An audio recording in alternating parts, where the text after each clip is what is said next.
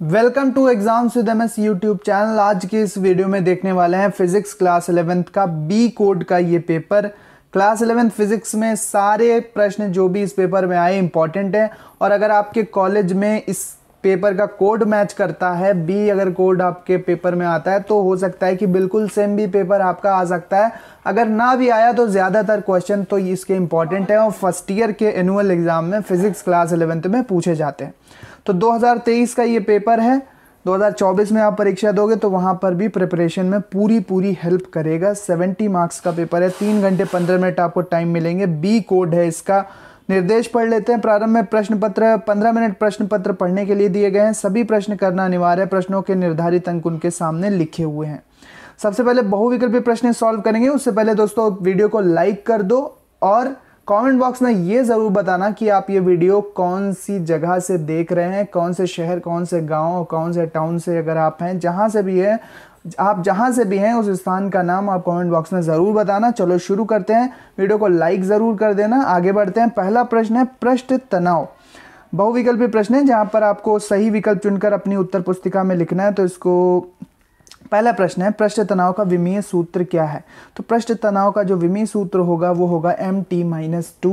यहाँ पर सी वाला ऑप्शन यानी थर्ड वाला ऑप्शन करेक्ट है। इसको चुनकर आपको अपनी उत्तर पुस्तिका में लिखना है। अगला प्रश्न है किसी तार का ताप 2 गुना कर दिया जाता है तो इसका यंग प्रत्यास्थता गुणांक y जो होता है वो क्या होगा। तो दोस्तों ताप बढ़ाने पर यंग प्रत्यास्थता गुणांक का मान घट जाता है। तो डी वाला यानी 4 वाला ऑप्शन करेक्ट है। यहाँ पर 1 2 3 4 करके दिया है। अगर आपका ABCD भी दिया हो तो भी चलेगा। डी वाला या 4 वाला ऑप्शन सही है, घट जाएगा। ठीक है, ये वाला सही है ऑप्शन। अब आगे बढ़ते हैं। नेक्स्ट है द्रव दाब निर्भर करता है। द्रव दाब निर्भर करता है केवल गहराई पर, केवल घनत्व पर, केवल गुरुत्वीय त्वरण पर। गहराई, घनत्व और गुरुत्वीय त्वरण पर। दोस्तों द्रव दाब जो होता है वो होता है ρgh या dgh के बराबर, ρgh। जहाँ पर ये क्या है, द्रव का घनत्व है, ये गुरुत्वीय त्वरण और ये क्या है, ऊंचाई है, उस बिंदु की ऊंचाई जहाँ पर द्रव दाब नापा जाएगा। तो यहाँ पर करेक्ट है कि गहराई पर भी निर्भर करेगा, घनत्व पर भी निर्भर करेगा और गुरुत्वीय त्वरण पर भी निर्भर करेगा। ठीक है, गुरुत्वीय त्वरण पर भी निर्भर करता है द्रव दाब। इसके बाद है गुप्त ऊष्मा का मात्रक क्या है। तो गुप्त ऊष्मा का मात्रक होगा जूल प्रति केजी।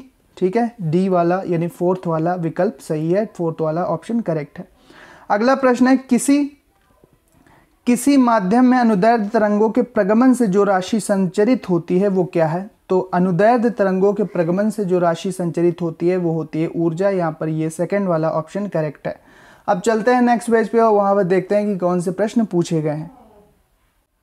दोस्तों यहाँ पर लास्ट प्रश्न है बहुविकल्पी की बायल का नियम लागू होता है। तो हम जानते हैं बायल का नियम समान ताप पर जो दाब होगा किसी गैस का वो उसके आयतन के व्युत्क्रमानुपाती होगा, यानी कि उल्टा रिलेशन होता है। दाब बढ़ाएंगे तो आयतन घटेगा, आयतन बढ़ाएंगे तो दाब घटेगा। तो यहाँ पर ये वाला दूसरा वाला ऑप्शन करेक्ट होगा समतापीय प्रक्रम पर। अब खंड बा, यहाँ पर आपको 1 मार्कर क्वेश्चन है, सारे 1 मार्कर यानी कि 1 नंबर के सारे प्रश्न हैं। पहला प्रश्न देख लो। प्रतिशत त्रुटि पूछी गई है, परिभाषा लिख देना, उदाहरण दे देना। एकांक सदिश किसे कहते हैं, परिभाषा, उदाहरण।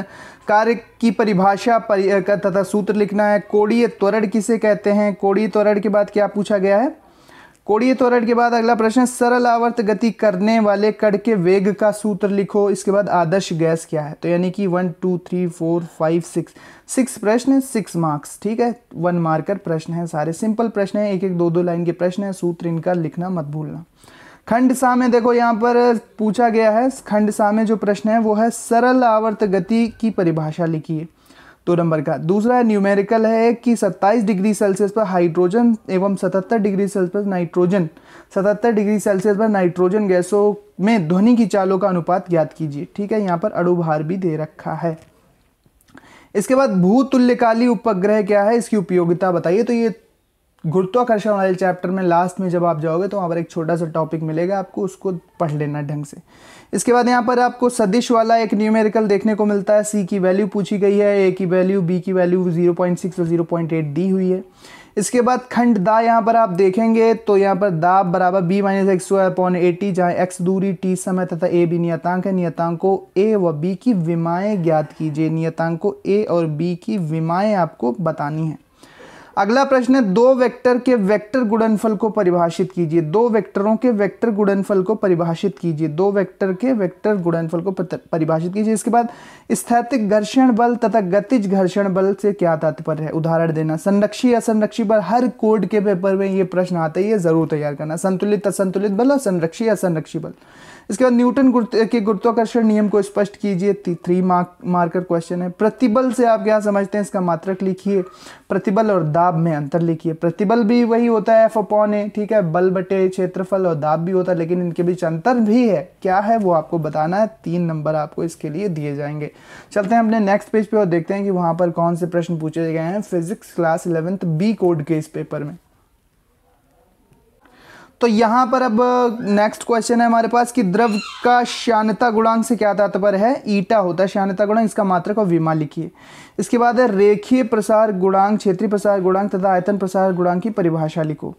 अगला है कि रुद्धोष्म प्रसार किसे कहते हैं, रुद्धोष्म प्रक्रम किसे कहते हैं। रुद्धोष्म प्रक्रम में आदर्श गैस के लिए परम ताप T तथा P में संबंध बताइए। रिलेशन आपको स्थापित करना है, डेरिवेशन करना है।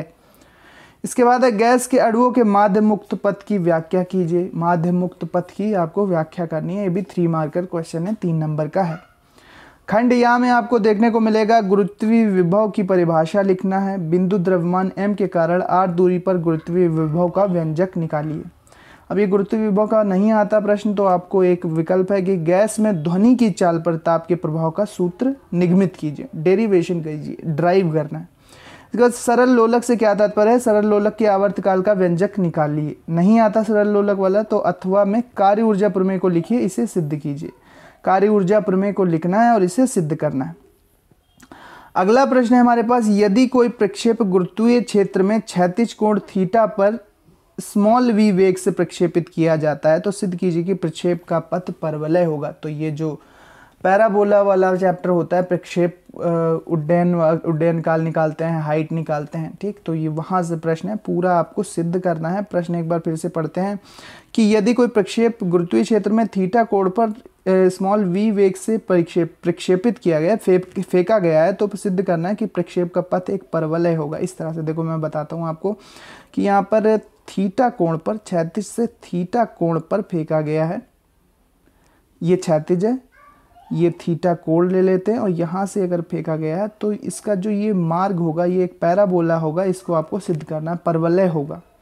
अब नहीं डेरिवेशन अगर आता है ये वाला, तो साबुन के घोल के भीतर, साबुन के घोल के बुलबुलों के भीतर जो दाब आधिक्य होता है उसके लिए आपको सूत्र निकालना है, व्यंजक प्राप्त करना। व्यंजक मतलब सूत्र ही होता है, ठीक है, डेरिवेशन करना है। लास्ट प्रश्न आपको देखने को मिलेगा, विकिरण संबंधी किरचॉफ का नियम लिखिए तथा इसकी व्युत्पत्ति भी दीजिए। विकिरण संबंधी किरचॉफ का नियम लिखिए तथा इसकी व्युत्पत्ति भी दीजिए। नहीं आता ये विकिरण संबंधी किरचॉफ का नियम, तो उस गैस में ध्वनि की चाल ज्ञात करो जिसमें क्रमशः 1 मीटर तथा 1.01 मीटर तरंगदैर्घ्य की 2 तरंगें 1 तथा 1 सेकंड में 4 विस्पंद उत्पन्न करती हैं, ठीक है। तो ये पूरा पेपर था क्लास 11th फिजिक्स का। इसको सॉल्व ज़रूर करना। कोड अगर आपका मिलता है तो बिल्कुल सेम ही पेपर आएगा, ना आए तो कोई दिक्कत नहीं, कोई गारंटी नहीं। इससे आपकी तैयारी तो अच्छी होगी ना, जब आप सॉल्व करके जाओगे, प्रैक्टिस करके जाओगे, तो डेफिनेटली इससे आपकी हेल्प होगी। एक मॉडल पेपर की तरह इसको ट्रीट करो। और अगर सारे प्रश्न आपके आते हैं पेपर में तो भी अच्छी बात, नहीं आते हैं तो भी ये सारे प्रश्न महत्वपूर्ण ही है। इन्हें सॉल्व करके अपनी तैयारी को बेहतर बनाना। देख लो ये सारे प्रश्न हैं, ये सारे प्रश्न हैं जो कि आपको सॉल्व करना चाहिए।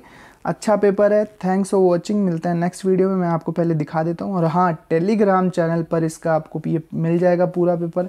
टेलीग्राम चैनल ज़रूर ज्वाइन करो, चैनल को ज़रूर सब्सक्राइब करो। आने वाले वीडियोज़ में भी आपको लगातार पेपर मिलने वाले हैं, ठीक है। यहाँ पर देख लो किस तरह के छोटे प्रश्न पूछे गए थे यहाँ पर। इसके बाद यहाँ पर 2-2 नंबर वाले जो प्रश्न हैं वो किस तरह के प्रश्न हैं। ये सारे प्रश्न हैं, इसी तरह के प्रश्नों की आपको प्रैक्टिस करनी चाहिए। ये सभी प्रश्न हैं जो आपको अच्छे से तैयार कर लेने चाहिए। आप देख सकते हैं ये सभी प्रश्न हैं, तो अच्छे से इनको सॉल्व करना। इसके बाद यहाँ पर एक बार फिर से देख लो, ये सारे प्रश्न हैं। PDF टेलीग्राम पर है, टेलीग्राम का लिंक डिस्क्रिप्शन में है, जाओ ज्वाइन करो। नहीं है टेलीग्राम तो डाउनलोड कर सकते हो आप। फिर आप लिंक पर क्लिक करोगे तो आप पहुंच जाओगे। वहां पर आपको बाकी भी मॉडल पेपर्स लगातार उपलब्ध कराए जा रहे हैं। इसके अलावा tips, tricks, tutorials, model paper, question paper आपको सभी कुछ मिलते रहेंगे। इसका थर्ड वाला आंसर सही था, इसका डी वाला ये वाला आंसर सही था, इसका यहाँ पर ये वाला सही था, द्रवदाब का ये फोर्थ वाला करेक्ट है। इसके बाद गुप्त ऊष्मा का मात्रा की फोर्थ वाला करेक्ट है, इसका यहाँ पर ऊर्जा वाला करेक्ट है, और यहाँ पर ये वाला प्रश्न समतापीय प्रक्रम के लिए बायल का रूल होता है। तो थैंक्स फॉर वॉचिंग, मिलते हैं अपने नेक्स्ट वीडियो में। उम्मीद करते हैं वीडियो पसंद आई होगी, दोस्तों को शेयर करना। मिलता है नेक्स्ट वीडियो में, तब तक के लिए पढ़ते रहिए, आगे बढ़ते रहिए।